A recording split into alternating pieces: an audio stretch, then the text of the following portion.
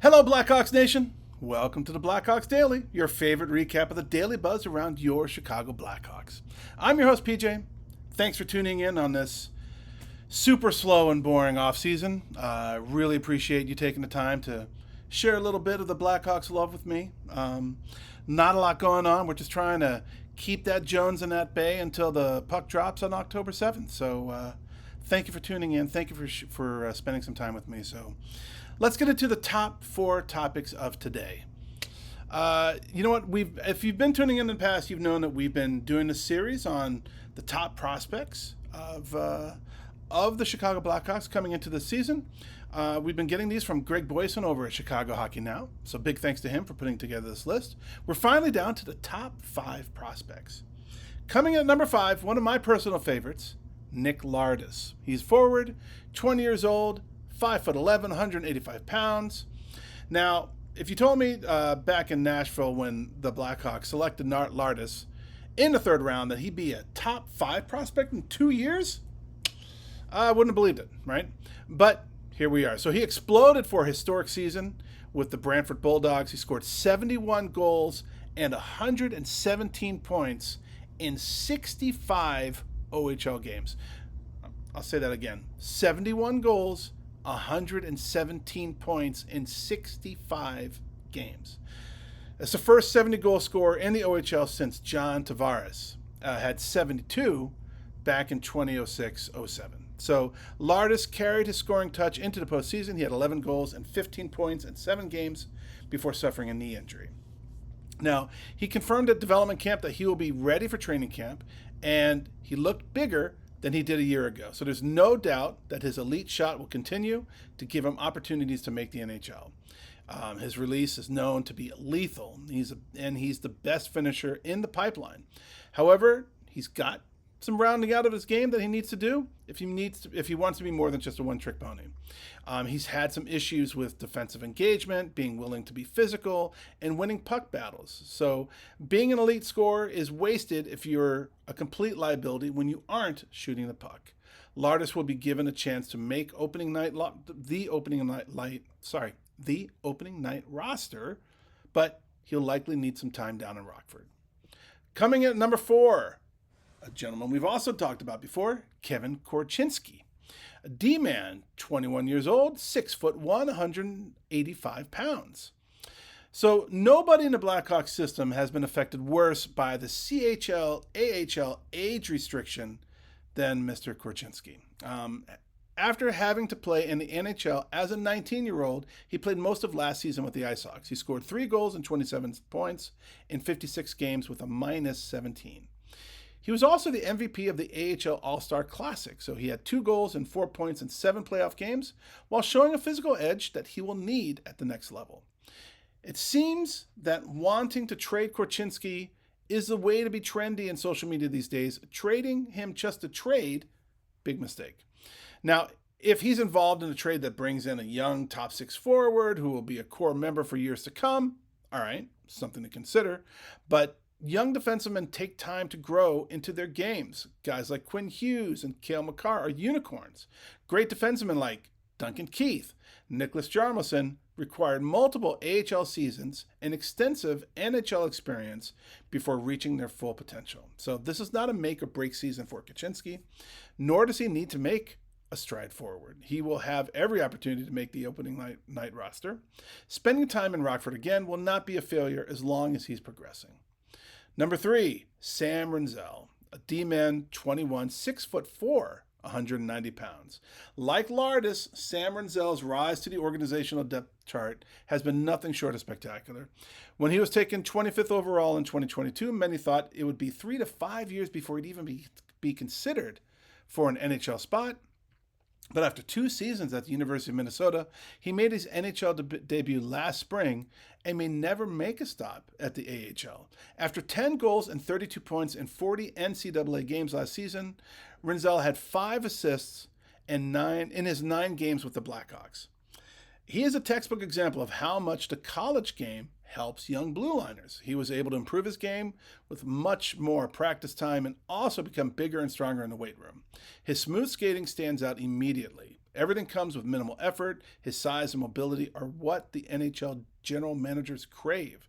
He's still a long way from being a bona fide star, and there will be growing pains this season, but the Blackhawks might have a top 4 defenseman for years to come in Renzel. Number 2, another guy we've talked about quite a bit this year, Anton Frondell. Forward, 18 years old, 6'1", 205 pounds, the 3rd overall pick of this year's draft. He slots directly into the second slot. Well-rounded center, brings size and defensive game to the prospect pool. He scored 11 goals and 25 points in 29 games with Hockey Allsvenskan, Sweden's second-tier league. He was impressive against older veteran players. He will return to Sweden for a full season in the SHL. We could see him in the NHL by the end of this season, depending on whether Djurgårdens makes a deep postseason run. He's also a lock to make Sweden's World Junior Championship team. Frondell may only be 18, but he plays like a grizzled veteran. He boasts a physical edge, a booming shot. Scouts have described him as a tank on skates. His strength and ability to help him protect the puck well and be more patient in the offensive zone. He has excellent hands in tight areas around the net. He scores what's known as greasy goals as well as highlight reel-worthy ones. He's already a complete 200-foot player, and his awareness allows him to disrupt play defensively. He could develop into a physical two-way scoring player with elite goal-scoring skills. And finally, number 1, who do we think it is? Well, Artyom Levshunov, defenseman, 19 years old, 6'2", 209 pounds. Levshunov did his best to quiet the discourse over who the Blackhawks should have drafted second overall in 2024. Unfortunately, no matter how good he becomes, some will always compare him to Ivan Demidov. The 19-year-old blue liner showed flashes of why the Blackhawks have so much faith in him. He had 5 goals and 22 points in 52 AHL games for the Ice Hogs. However, he struggled in the second round of the playoffs against the heavy and physical Milwaukee Admirals. Jerks. Levshunov put up 6 assists in his 18 NHL games. He's shown brilliance with and without the puck throughout his first professional season. Were there struggles along the way? Of course there were. But he needs to work on his consistency, and that can be said about every defenseman with his level of experience. But don't forget, he's played at 4 different levels: USHL, the NCAA, the AHL, and the NHL over the past 3 seasons, and while still adapting to life in the U.S. Elite skating skills and puck-moving abilities show why the Blackhawks believe he is their number 1 defenseman for the future. It'll be up to him whether or not he makes the opening night roster. All players develop differently, especially young blue liners. He's got a really good chance to make it. So, interesting list. What do you guys think? Do you think that top 5 ranks? I mean, we went through the top 30. So, I thought it was pretty solid. Moving on from there, we have last week, we took a look at Blackhawks players who won the Calder Trophy as the NHL's Rookie of the Year. Today we're going to go through the top. We'll go to the top of the individual hardware list and look at Blackhawks player who won the Hart Trophy as the league's most valuable player. Now, 2 players have won the Hart Trophy twice with the Blackhawks. That would be people you might have heard of before, Bobby Hull and Stan Mikita, who we went in depth with last Friday. They kept the Hart in Chicago for 4 consecutive years in the 60s. Pretty damn cool. During a fabulous period of Blackhawks history. Going back further, Al Rollins is one of just 8 goalies in all of NHL history to win the Hart Trophy. And that list was only 7 until Winnipeg's Connor Hellebuyck won it after the 24-25 season. In total, 5 Blackhawks have won the Hart Trophy, a total of 7 times. So here's the list. In 1945-46, Max Bentley, he was a center. In 1953-54, Al Rollins, which was the goalie we mentioned. In 64-65 and 65-66, Bobby Hull, left winger. 66-67, 67-68, Stan Mikita, center. And 2015-2016, Patrick Kane. So maybe this will be the year that a Hawk wins this again. Who's your vote? Bedard, Nazar, Knight, Renzel, Levshunov. It'll be interesting to see if anyone can step up and really make that kind of mark this year. You never know. It's MVP. We'll see. Moving on from there, everyone has a goal until they get punched in the mouth. But hey, we need some realistic goals for the Hawks entering this season. As we know, for any team, having a goal is a good motivator. What should the Blackhawks' goal be this season? We've had a simple goal the past few seasons: just get through the year. With general manager Kyle Davidson putting together some underwhelming teams over the past few years during a rebuild, so, I mean, not his fault particularly, the Blackhawks could do nothing but watch the season tick by, hoping not to get embarrassed night in and night out. Now, Connor Bedard is entering his third year in the NHL. The Blackhawks are entering their third season without Kane and Taves. And so the future is starting to become the present, with so many young guys like Nazar and Oliver Moore ready to make an impact. So while the Blackhawks may be still in the hunt for the first overall pick, that can no longer be management's goal. So let's talk about some of the goals that the Hawks should have entering the season. Number one, how about we get 30 wins, right? The Blackhawks have not won 30 games in a season since the 2019-2020 season. Last year, we finished 25, 46, and 11, and one of only two teams not to get 30 wins. This seems like a manageable goal for the Hawks. It's just a few wins away from the total last year. Now, there are a couple of minor goals to focus on to help get 30 wins. Like last year, the Blackhawks were 24 and 6 when leading entering the third period. Those numbers are not horrible, but they also don't scream with confidence. The Blackhawks need to be better when defending a lead entering the final 20 minutes of the game. On the flip side, Chicago was 2-35 and 3 when trailing entering the third period. Those numbers are pretty pathetic. Need to get better this season. Pretty much every game, if the Hawks were trailing entering the second intermission, fans could turn their TV off or the radio, considering how hard it was to watch them play last season. The Blackhawks need to become a team that can battle back into a close game in the third period, because last season it seemed like if they were coming into the third trailing, the game was already done. Number two goal, help Bedard have his breakout season. Connor Bedard is already 20 years old. He's entering the final year of his entry-level deal. In 150 NHL games, he's registered 45 goals and 121 points.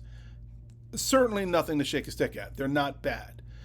They're also not as dominant as we would hope from a first overall pick. He's got the talent. There's no doubt about it. The Blackhawks need a breakout year from Bedard this season, though. Now is the time for him to show the elite franchise player that he was expected to be, and this season, it also includes a little extra motivator with the Olympics. Most Blackhawks fans are tired of hearing the noise around Macklin Celebrini and the NHL fans comparing him to Bedard. This year should be the year that Bedard puts those comparisons to rest. The Blackhawks need to help put Bedard in a position to succeed, including playing with the best line mates possible on a consistent basis. And number three, and I am absolutely adamant about this, have fun again. Let's have some freaking fun again on the ice. This is pretty simple. The Blackhawks just have fun. Each of the past two seasons hit a point where the Blackhawks were having closed-door player meetings and players' frustrations were making their way into their post-game interviews. The season just needs to be lighter. The Blackhawks are building out a young roster, plenty of top prospects, and with youth should come some fun. It's a long 82-game season. Next year it's going to be 84. So the Blackhawks could afford to have some fun along the way. Celebrate big goals, enjoy the wins, and try to move on and learn from each loss along the way. Let's keep that youthful energy going, and let's have some fun. It's the 100th year. Let's party a little bit. All right, now let's get to some hot takes. And we had quite a few, so happy to get into these with you guys. Gary B. Katz said, I'm intrigued by the prospect of Nick Lardis adding to the offense, given his DeBrincat-like production in the OHL. Some players have a knack for scoring, which should never be overlooked. Absolutely, sir. We just actually covered that. He freaking lit it up in the OHL, so let's hope he does that for the Hawks in the NHL. Thank you very much. Totally with you on that. Lester, repeat offender, 7L1. I'm glad you're feeling better, PJ. Keep up the great videos. Let's go Bears, Blackhawks. Let's go Chicagoland. Lester, my man, glad you're feeling better after prostate cancer. You're absolutely right. Let's go Chicago. Mark 1958-WWJD. Maybe I would like your videos better when there is more to talk about and discuss. Right now, there's very little controversy. Other podcasters are struggling to find relevant content, so you're not alone. Hang in there. You're a likable guy.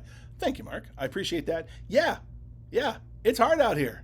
The struggle is real. There's not a lot going on. So I'm trying to keep the interest in the Hawks going until the puck drops. And then, of course, we're going to be all in every day. So it's going to be a lot of fun. I'm really looking forward to the season. Right now, there's not a lot to talk about, but I think we're finding some interesting things. So thank you for tuning in. Thank you for being a part of it, sir. Or Bro Tribune 8302. So this is a long one. Normally I don't read all the long ones, and I implore you guys to read them. This one's actually, I will read this one just because it's very well written, but also he makes some really good points, and I'm just going to read it just because it's all here.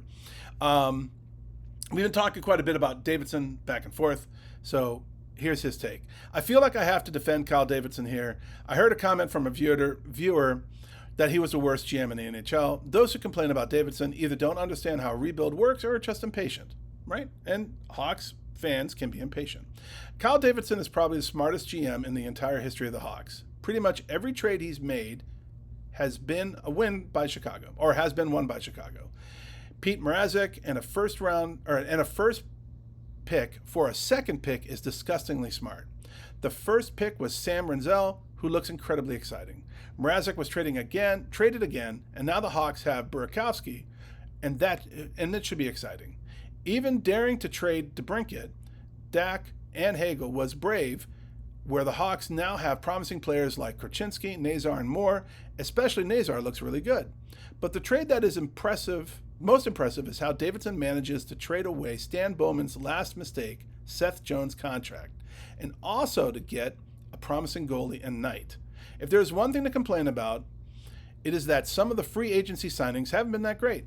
Many fans complain that Davidson hasn't done anything this season, but who would he sign? There's nothing good out there. And in a few years, all of those promising young players will be asking for a good salary. I can promise that Bedard, Frondell, Nazar, Moore, Renzel, and Levshunov will all be stars in a couple of seasons. Patience, my dear Hawks friends. And Mr. Orbro Tribune, I totally agree with you. Absolutely. We need to be patient. I, of course, would love all of these things to hit this year and for us to have the most kick-ass season ever and for our centennial season to be a very positively remarkable season. Let's hope. But fully agree with you. Thank you for your input. Love that. Ernest Dyson, 7979, another repeat offender. Since Coach Q, the Hawks head coaches have been shambolic. Blashill was great at the lower tiers, but has been a disaster as an NHL coach. As long as the team looks better, it's a get out of jail free card as far as wins and losses this season. If the Hawks have overachieved this year, great. But next season, one way or another, the heat will be on high to keep improving, aka winning, or true, right? The heat is on. Things have to evolve. So Davidson, he's had a runway. He's got some things going. We need to be patient, but we need to see some progress, obviously. Blashill, he's coming in. He needs to show his impact. So I get it. You're absolutely right, Ernest. Totally. Thank you. Fubar Totali 3389, another repeat offender, said Davidson entering year 8. Was I in a coma for 5 years? No, another person said that Davidson was in for 8 years, which he's only been in for 3. So thank you, sir, of always. And Hockey 27 DKP says, first and last time I'm listening to this crap. Well, okay. Thank you for announcing that, and thank you for tuning in and giving us a shot. So I appreciate it, and best of luck to you, buddy. Well, hey, that's a wrap for today, folks. Thank you so much for spending some time again, tuning in. Please tune in every weekday to get your Blackhawks Daily download. Thank you for always impressing me. I always ask you to go impress your friends and neighbors, but you guys always come and impress me. please do like and share and subscribe.